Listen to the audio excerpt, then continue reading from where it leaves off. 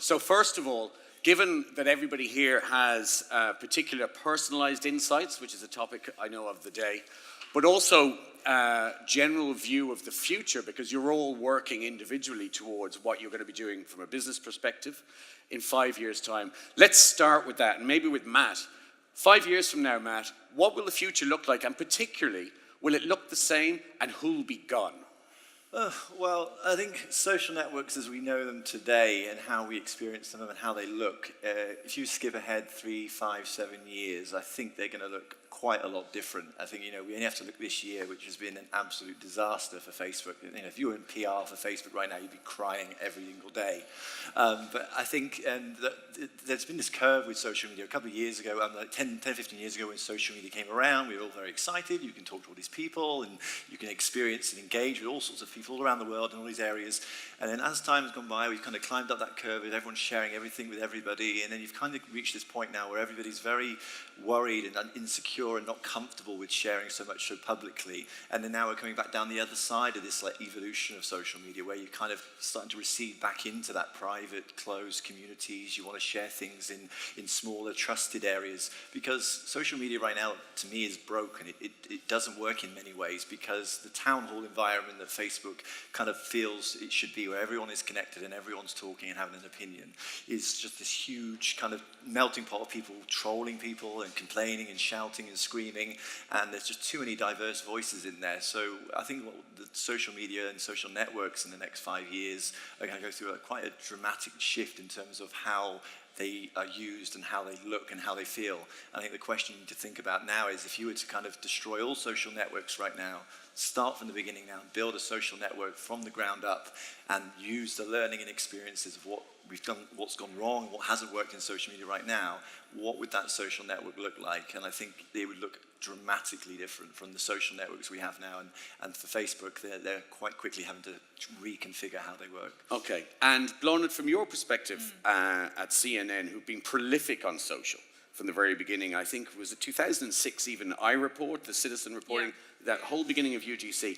In 5 years' time, your reliance on social for sourcing, verifying, distributing content, and the news industry generally, what do you think?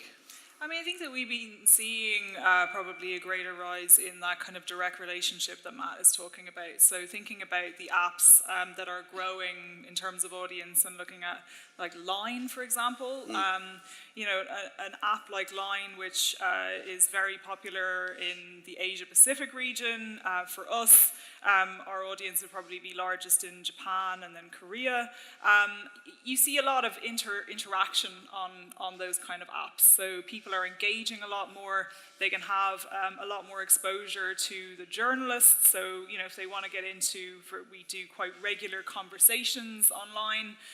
So it's less about the just push content out at people. It's more about that interactive relationship. I think you see that as well in terms of the product that we recently launched on Facebook. So the Facebook Watch product with Anderson Cooper. He goes live on a specially produced, a television show every evening, 6:15, 6:30, sometime around there, East Coast time, and he dives in and actually gets engaged with those comments, as the anchor of the show. I think that we're seeing definitely a trend towards less push to the masses, and just more sort of, more of a relationship, and then the question becomes, how do you develop that relationship on scale? When you're dealing with, in our case, accounts, for example, across all of our Facebook accounts, of more than 45 million, and Twitter accounts that are, more on top of that. How do you deal with that at scale? And I think that will become a big question for us. And Grad, from your perspective, the same question, the future, but dark social has been a topic here of conversation today, and kind of somewhat to Blathnaid's point there. The next 5 years, bots, AI, from Sprinklr's perspective, what are you thinking about that you'll get to in the next 5 years? Well, so there's an old quote that, we always expect more change than is possible in 2 years, and we don't nearly anticipate the change that happens in 10. The thing that's interesting for us is that if you think about what the biggest social network on the planet is, most people can't guess it. Right? What would you guess the biggest social network on the planet is? Anyone? That's religion. Wow. I've never heard that before. That is awesome. The biggest social network on the planet is gaming. Lots of followers. Lots of followers. The biggest social network on the planet is gaming. And it's growing faster and faster. In fact, you see an entire community of people who simply watch other people play games. Right? And humans are fundamentally social animals. It is what has made us successful. We can argue that, but it was what made us successful. We're a scourge on the planet because of our social skills. That's how we evolved and became a species that was able to dominate others. So I don't think we're going to become less social. We're going to become more and more social. I suspect we'll do more things together. So as AR and VR become like legitimate technologies, you're going to see a lot more of that happening and people working together across more borders. And I think you're going to see gaming continue to rise as like a dominant way that people interact. In terms of what we're doing specifically at Sprinklr, one of our core areas of focus for a long time has been AI. I talked a little bit about, in my talk, about how the 51% of labor in the $2.5 trillion marketing industry is a target of technology firms. So we started about 2.5 years ago with Microsoft Research building AI. At the time, Microsoft had about 50 researchers in the AI team. Today, Microsoft has 8,000 engineers. 8,000 engineers just on AI in an AI team. And we have I would say about 30% of our engineers, we've got a large engineering team as well, are focused just on AI. And so it's how do you use AI to be able to amplify the efforts of the humans and do things like automatically pre-sort, suggest message types, like how do you use AI to make the humans more effective? We're going to see a lot more of that. Matt, and sort of on that topic, AR, VR, enabling technologies over the next 5 years, are any of them likely to transform the social landscape? Are any of them likely to be able to create or ignite new platforms? I think that the challenge with VR is still the same challenge it had 2 years ago and 3 years ago, which is it's still seen as very geeky. It's still sort of the preserve of a sort of a small number of people. And until the things like the cost of it and the production of really useful utilities for VR and the size of the devices comes down, and also it's integrated into more of the things that we do every day online and when we're using social networks, it's still going to be quite a limited kind of uptake for it. I think the AR side of things is far more interesting and far more useful because AR is almost like a stepping stone into VR. And so we had Google Glass before and it was kind of a very limited success. And I think only yesterday someone at a conference from Facebook was talking about that Facebook is actually working on AR glasses. So something that is wearable, it's a bit more than frivolous snap spectacles, but actually is an overlay of something that's useful and gives some utility to it. So I think that we'll see a lot more with the AR stuff in the next couple of years, and then VR will be some 5-10 years further down the line. I don't think we're close to it yet. I think in terms of social, I think that VR is a very immersive and kind of very escapist kind of technology, and I think it will still be that. I don't think that you're going to suddenly spend all your time in a VR world and be like Ready Player One and everyone's living in this kind of fantasy world. I think it's going to be something that you do is to escape of reality and to enjoy yourself, and there's loads of opportunities for brands and things to use advertising in new ways on a new platform in a virtual world.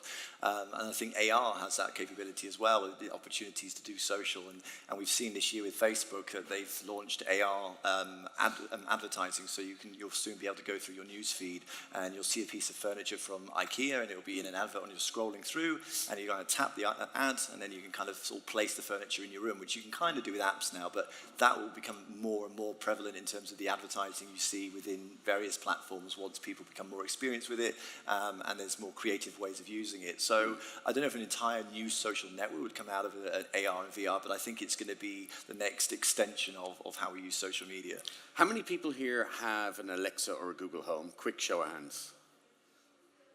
Okay, that's a small enough number. Blathnaid, from your perspective, Alexa skills and the news and voice. Yeah. You know, voice has promised us gesture initially. Now voice is the one that's been promised to us. TV, home, AI devices, all of this.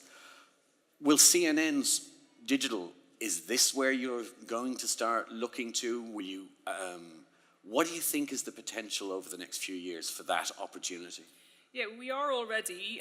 So I think that, you know, when you think about where do the next kind of 5 or 10 years go, in some ways you have to think about what are those sort of new windfalls of opportunity, of attention going to be. In the same way as when we all got, you know, phones, all of a sudden there's this massive windfall of attention for people to go after news and brands and gaming and, you know, all sorts of things. And we're seeing this again now with voice. So voice can be something that you can engage with while you're making your breakfast in the morning or while you're, you know, doing the dishes in the evening. It's, you know, we're seeing ourselves that it's probably people are keeping their Alexa or their whatever voice-activated devices in their kitchens. So it is a very different engagement again with the audience. You know, you have to think about the things that they really need to know. There isn't a lot of room for a sort of unnecessary description or clutter in the way that you might get you might be able to give people a deeper, you know, experience. Breaking news then, is that the sort of? Yeah, breaking news, certainly. And then, you know, we've also had to think about how does this sound if it's being, you know, as a broadcaster who, obviously CNN has done television for a very long time, but you are now thinking about the difference in skill when it's just voice. And I think that's been probably a thing to, you know, that we've had to get around. But yes, breaking news, certainly, which is our bread and butter as an organization, there is definitely a role for that in voice. And Grad, the social element of voice and things like Alexa or Google Home, is it likely, how do you think that will mesh, or what are the potentials there that strike you? I mean, you know, will Alexa tell me that Grad's just tweeted and he's said something mean or lovely about you? Only lovely things. Well, so you think about, again, I try not to use the word social too much. You know, so I always think of us as in the real-time voice of customer business. And so where there's a voice of a customer and we want to access that in real time, you know, we're going to be there. The thing that's interesting about computing and just, you know, mechanical devices in general is that humanity's been on this long march where, you know, we for many, many years had to conform to the machine. Right? So if you think about the QWERTY keyboard, you all have QWERTY keyboards, or most of you, probably a few Dvorak champions in here, but the QWERTY keyboard was designed to optimize the performance of the machine. So what they did is they took the most popular keys and put them as far apart as possible so that the mechanical striking keys wouldn't get stuck together. So it was optimized for the machine and maximally de-optimized for the human being, because the most convenient characters are furthest apart. We still use that de-optimized keyboard today because that's what we used before. And so when you think about it, we were conforming to the machine. Then, you know, GUI came along. And the GUI was a more natural motion, but it was still, you still had to kind of learn how to use a mouse. We're in the NUI age now, natural user interface. You know, with the introduction of the iPhone with touch, I have a pen on my Surface. You've got, you know, gesture, gaze is what, you know, we're starting to see with some of these AR devices. And where we're going, and it's just fascinating in some of these research facilities and all those sort of tech firms, is they're trying to move to a world where we don't have devices anymore, and the environment conforms to us. And so think about, you know, the reason that the Surface devices are called Surface devices is that the real vision for Microsoft is that every surface is a computing surface. And they have rooms where the walls and the tables and everything, there's no computers on them, but there's projectors, and you can interact with them. So in that world, there's just tons and tons of information that's going to be absorbed, and how we adjust to that sort of real-time voice and real-time behavior, I don't know exactly right now, because they haven't been fully invented and deployed, but, you know, we'll be there. And Matt, from your perspective, and I know you've talked about AI and bots, and kind of leaping onto that, within the context of, you know, the next few years and what's next, rather than just answering, you know, customer service questions on social, what do you see? I think part of the problem with bots and then AI and bots is for a long time, they've been around for years, is that people have just kind of created these kind of usual logic trees. You say one thing or select one thing, and then it gives you a predisposed, pre-set-up answer, and it's very prescriptive, it's very robotic, and maybe it shortcuts you to some information, or maybe you can subscribe to something, but it's still very dumb in many ways. And so a lot of companies, I don't think, have really exploited the benefits of using chatbots. They haven't got good creative ideas, or they haven't used the technology now that's becoming better and better in terms of AI.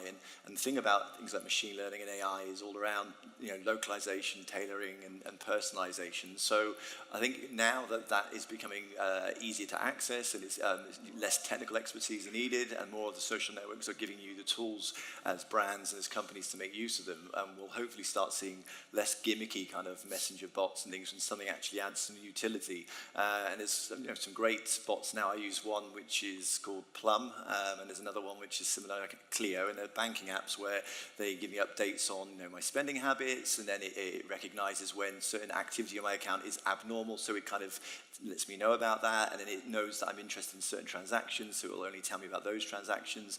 And so that's actually really useful. And so the more that kind of happens, the more the brands will, users will use chatbots, and then the more of the interest will be from brands to create them. And I think that the curve, I don't know how long it will take to get to a point where AI is more of a personality, and that's for me the next stage of AI and voice as well, in terms of having a real personality and having some sort of, not relationship, that sounds like a weird world of talking to robots and things, but certainly with voice, voice activated things, so they start kind of mimicking the way that you interact and knowing when to interject into conversations and things, then to me it still feels very robotic. But the question is whether all the issues we've had with technology and with Facebook and the like, where they've data and privacy issues, people are very, very much, I don't want these things in my house listening on every word or watching everything I do, but to get some of the maximum benefit and some of the really useful, meaningful kind of things you can get from them, we're going to have to kind of decide whether we can finally trust these organizations again. Because I quite like the idea of be talking to my wife and saying, hey, oh, damn it, I forgot to get bread, I should get that next time. And then suddenly the bot interjects and says, hey, Matt, do you want me to remind you about that tomorrow and stuff? But at the moment, it's still a little bit kind of, you have to get it, tell it the things. But would it be too creepy if it was listening to all those things? I don't know. And also the vulnerability question of it too, right? I mean, it's not even just the devices, but if they are vulnerable even to being hacked, you want that in your house passively listening the whole time. I mean, there are a lot of real questions that probably get to what you were saying about how we have engaged with all of this technology and how much we have let it into our lives, and that point at which people are now saying, maybe we went too far, and where do we reset to? I know, but this is like, I don't remember the early days of the web, like back in the 90s, everyone was having this same discussion about taking credit cards on the web. Like, it's just like there's always this moment of like fear and then adjustment, and then we just sort of move to the next stage. Have you ever used Zoe? It's a facebook.com Zoe. It's an AI, an open AI type intelligence that Microsoft deployed a couple of years ago. And it kind of came out like about a 7-year-old. And now it's about like a 12 to maybe 13-year-old. Yeah. And the great thing about Zoe is when you talk to her, she responds right away. Very addictive. And then once you get a relationship going with her, she will text you in the middle of the night. I'll get a Zoe she saying, pesters me a lot. "Hey dude, what's going on?" And so that to me is, I think people just adjust to this stuff. I'm not sure people. But also the ability for customization, personalization. Well, we have to give something up, and so if we're willing to, read personalized content material, we have to be willing to be listened to and understood. And, the nuances, perhaps even that emotion can potentially give us to the content we consume. Blathnaid, I was going to ask you about, on that topic, sort of localization over the next 5 years. People have tried it, but you would work across, I presume, multiple continents of newsrooms. How do you think that could be either fixed or improved over the next 5 years? I mean, I think definitely there's a role for automation and AI and all of this, and algorithms. I mean, at the moment, when you think about our sort of on-platform products, they are mostly sort of manually driven and curated. So, the apps or the mobile web or the desktop on-platform sites, they're completely sort of manually programmed right now. I mean, I think that's probably going to be an area where if you bring in more sort of, automation, maybe in a similar way to, when I was working at Mashable, we had a lot of automation actually, on the home pages and sort of helping to actually program the pages. Very, very different product to CNN, and very different, very different, set of criteria in terms of what you're trying to put in front of an audience. But I think that as you push into and try to be in more places, which is, a large part of what we're trying to do right now, grow the sort of the audience in various different countries around the world. We will be looking more to technology to help us to do that. And so we're talking about 5 years out, which in the tech business is quite a long time. We know sort of what the social consumer will look like, but Grad, who will be running this stuff? The CMOs or the people with the skills to digest and make happen the vision kind of that the three of you have described. Who will they be, and what skills do they need? Are you thinking like what's the hiring profile of the CMO of the future? Yeah. It's an interesting question. One of the questions that I get a lot from people who are early in their career is, what kind of skills should I be, acquiring now? And I've got sort of two answers. One is sort of a general mindset answer, and then one is like an attitude answer. So you've got to have a technical mindset. And if you don't feel like, I don't want to be technical, and by technical meaning you can dive into things and you can understand what an API is, and you can build a business requirements document. You can really have a technical understanding of how lead flow works and all that kind of stuff. If you don't like that or want to do that, I think that's fine, but you should probably get out of marketing because it's becoming an incredibly technical discipline. The second half is I think that the core of what it's going to take to be a CMO in the future is you have to be a learner.